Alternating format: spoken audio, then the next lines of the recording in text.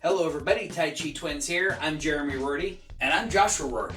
Welcome to another episode of What's on the Weapons Wall. Today we're going to talk about Chinese weapons. Now there are dozens of Chinese weapons that they've used throughout history. 18 of them are required to learn in the Shaolin Temple.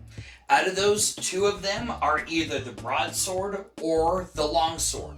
Let's start talking about the broadsword first. The Dao was traditionally given to soldiers on the battlefield. Because of the design of the blade itself, it didn't take a lot of skill to use it. It was designed to hack, slash, and stab. The other part of the design that you'll commonly see in the Dao is this cup-shaped handguard. This cup was actually designed to catch the blood from the blade so that it didn't get all over your hand and the handle and make it slick. This one is just made out of stainless steel. It's not the highest quality, although it is razor sharp. We could probably do a paper cut test on that. Paper cutting's not good on blades. This one you could tell it was stamped out of one piece of steel and then it was just ground to have the edges put on. The handle is also wrapped more like a Japanese katana. Now there's a problem. If you don't wrap a katana right, the wrap unravels very easy. If you ever watch that show Knife or Death, it happens all the time while they're using it. One of the keys is they use ray skin because it gives it something to grip on. These are just wrapped right on top of wood, slick wood. So if you were to actually use this, it wouldn't take long before the handle unraveled. The blade, I don't know if we'll be able to get a close enough shot, but you can see that maybe about half an inch of the blade right at the handle is where it tapers down to go into a rat tail at the end. The one thing I don't like about this sword is the scabbard. Now the scabbard itself is pretty hefty and could be used as a weapon, but because it's not shaped the same way, if I don't put it in quite right, it'll catch right on the back and come right back out again. If it's sheathed, which you can see it's a little bit more difficult to get this one in. If it's sheathed and you're grabbing it this way with your fingers and you're not paying attention, you see how the blade comes right out of there? That's going to take your fingers off. Obviously, that would be bad. This one even, the crossguard, is a little bit wiggly, but it is razor sharp. So even though it's not the highest quality, this could still be used as a self-defense weapon. The one thing is this is a metal sheath on a metal blade, so even though it is very sharp, it probably won't stay sharp for very long. Now we'll talk about this next Dao. I like this one a lot more. It's a more practical weapon. You could actually use this in combat, except for it's not very sharp. It doesn't have an edge on it, but it is combat steel. So the first thing that you'll notice, it has this beautiful wood sheath with this dragon carved in on it. Well-loved sheath. This has been used a whole lot. Chinese characters on the opposite side. It has this little lanyard here for hanging off of your belt. But then when you draw this weapon, you'll notice that it is a big, heavy blade. It has a little bit of furrows carved in the back, probably take a little bit of weight off of it. But it is a solid weapon. The handle right here is a little bit loose, but when you're holding this part, it is very strong. Actually, the one special feature I like to do with my swords, especially if I'm using them a lot, is I take a little bit of medical tape and I wrap it around where I'm going to be gripping the weapon. Gives me a little bit of better grip, also less wear on my hand. But all in all, just the fact that this is meant for training, so it's dull, it's not very sharp. It could have an edge put on it, but it is heavy combat steel. And we've used these a whole lot and they put up with a lot of damage. So next we'll get into the Chinese longsword. This is called the Jian. It's literally means lightsaber, so I feel like a Jedi when I use it. But it is an officer sword. It's meant more for finesse rather than hacking and slashing.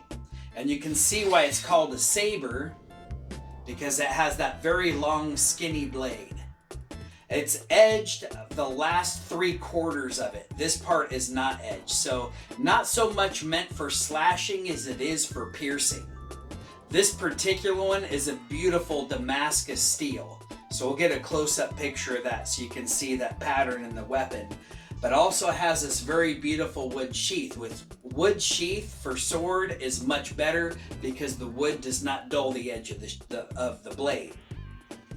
Besides that, a nice wood handle. I've never had a problem gripping this, but this one has this special tassel, which the tassel, its original came with the sword. This sword is also very old. I am very old. But this tassel is about the same length of the sword. And it would be used for a couple things. Number one, when I'm swinging this weapon, that red tassel has the tendency to draw the eye to it and away from the blade. So it can be a bit of a distraction to my opponent. But also it helps me with my training because as I'm swinging the weapon around, if my movement is not fluid, the tassel gets tied up around things. And you can see a little bit of the Tai Chi form that we did. It kind of demonstrates that. Let's take a look at this one next. This one I picked up while I was in China. It didn't come with a tassel, but this is a very heavy sword. It's got very beautiful dragon designs on all the attachment points. These basically hold the scabbard together, keep it from getting dinged up as you're putting the scabbard down, and normally it would also hold a chain that you would attach to your belt. This one, however, you're going to notice has a much broader blade than the other one. This one would be maybe more of a traditional officer sword, whereas a thinner one like that is maybe more of a Tai Chi sword, one that you're going to use in forms you don't want to be too heavy. This one, if you're using in the Tai Chi form, it's definitely going to make your biceps burn. Not a lightsaber. Not a lightsaber, although it is lighter even still than that broadsword. That broadsword is a pretty heavy blade. This one has very nice brass pommel and crossbar, a very nice solid wood handle, and it's got this etching in the blade. One is an etching of the dragon, the other is Chinese characters. We'll get a close-up picture of that. A friend of ours from China read that engraving and explained that it meant the ancient way, which means that this one was hand-forged instead of like this one that was just stamped out of a piece of steel. Now let's take a closer look at the specs on these swords and see if they'll throw. These two swords are very close to the same size. Their handles are the same, but the Damascus blade is about a ½ inch shorter and a ½ inch narrower. The biggest difference between the two is the fact that the Damascus sword is almost half the weight, with the steel sword weighing in at a whopping 1,260 grams. That's 300 grams heavier than the broadsword. Because of the balance of the longsword, it seems lighter than the broadsword, which is meant to be more forward heavy for chopping. If you really want to be able to use a weapon and not just hang it on your wall, it's important to have a trainer that you can practice with safely. These polypropylene weapons that you're going to see us use in these videos are very durable and a lot cheaper and easier to replace than a real sword. We're going to warm up by throwing these plastic weapons to help us figure out our distancing and which throws are going to be safe. The Damascus sword is so light that it throws as easy as a knife. With each of these no-spin techniques, the sword flew straight at the target and sunk deeper than we expected. Let's move on to the heavier longsword and see how well it does. We also have a polypropylene equivalent to this sword. Even though it's not quite as long and heavy, it's still going to be good to warm up with.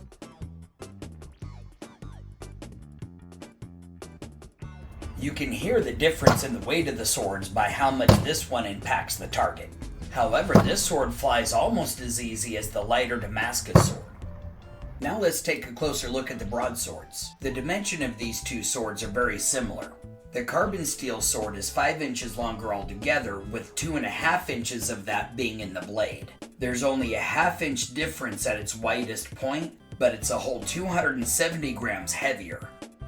This polypropylene trainer is almost the same exact dimensions as the smaller dowel, but it's slightly smaller than the larger dowel. It'll still work great for warming up with either sword and helping us figure out our distancing.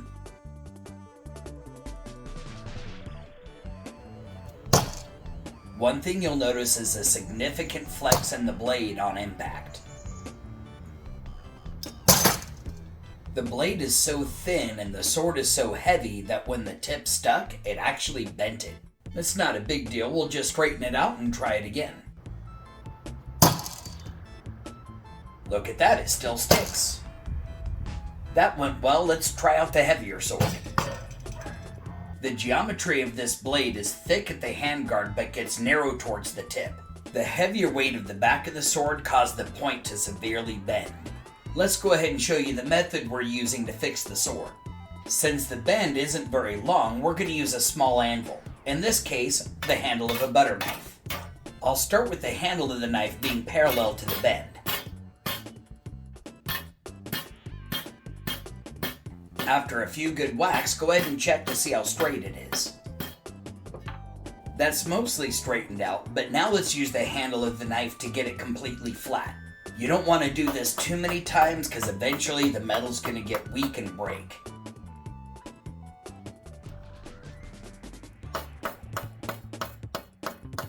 That looks good to go. Let's try a couple more throws.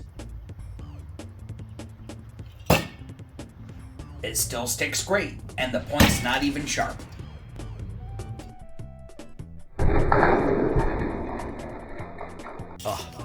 Oh, now the whole thing's bent. Whoa. That's the problem with carbon steel versus spring steel. But no worries there, we have a way of fixing that too. What, you mean not everybody uses their picnic bench to straighten their swords?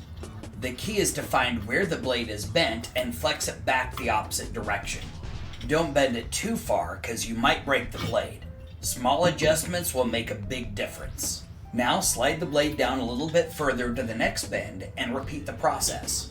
This blade got a little bit of an S-bend to it, so we'll flip it around and bend it the other way.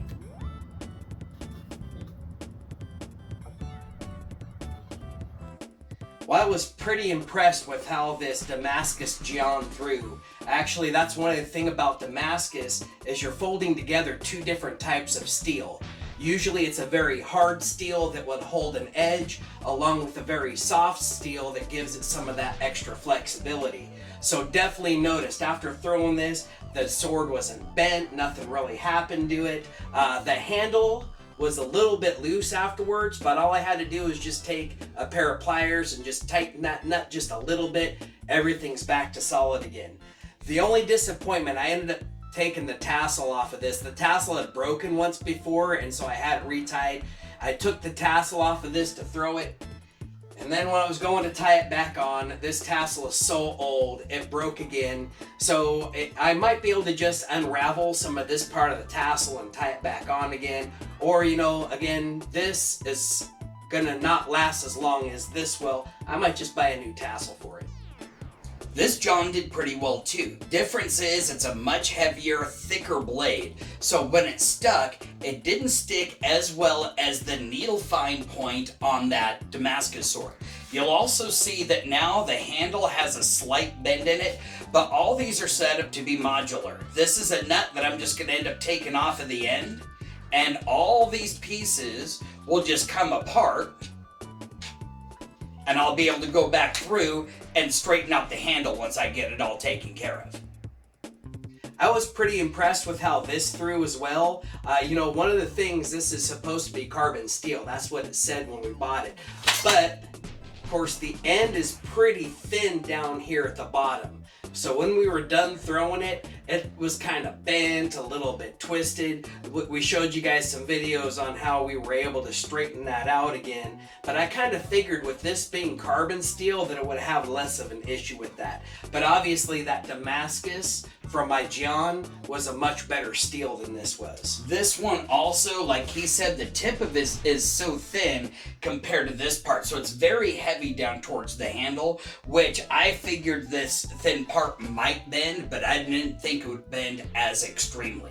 As far as this broadsword goes, it did a much better job than I thought it would. Especially with as thin of a blade as it has, I figured the whole thing would get warped just like the other broadsword. With this one though, because it is so much thinner, it was lighter and all we got was a little bend out of the tip. This one too, I don't know if it shows up very well in the profile, but it's thicker down here than it is at the very top. The top, you can practically get to bend and flex with just your fingers. So I figured the tip would bend, but then I also figured that the entire thing would warp and that we'd probably not be hanging this on the weapons wall anymore. But you know, it did a better job than I thought, and all of these Chinese swords will throw.